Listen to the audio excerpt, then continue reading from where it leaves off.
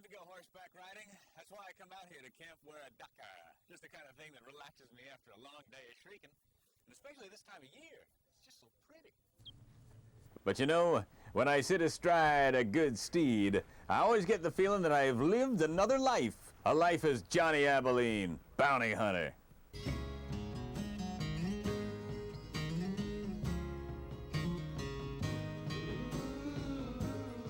People are always asking me, when you lived as Johnny Abilene, did you ever meet Pecos Pete, the most notorious bad guy in all the West? And I always tell him about the time I was tracking Pecos Pete for a big reward.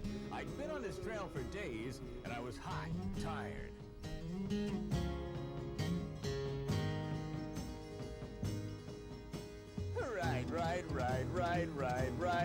Right, Johnny.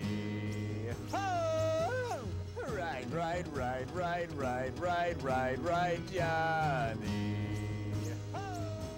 I took a second to wipe the sweat from my brow, and Pecos Pete jumped out from behind a bush. "You've hounded me for the last time," he said. "You're in big trouble," and he pointed his 6-gun right at my belly. I said, "Please don't shoot me, Pecos, please."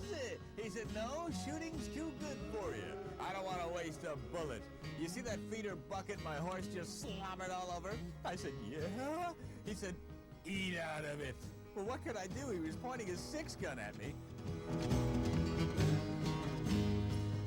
I grabbed that feeder bucket and I put my face in it. Oh, it was awful. Eating that hay and the oats were so dry, it was disgusting. After I finished my horrible meal, he kind of laughed and went to get back up on his horse, but his horse took off on him, and as he fell, he dropped his 6-gun.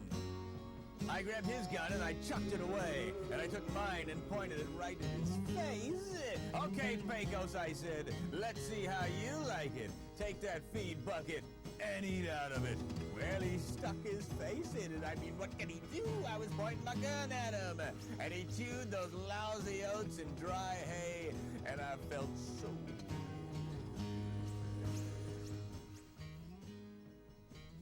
So, whenever people say to me, "Grease, when you lived as Johnny Abilene, did you ever meet Pecos Pete?"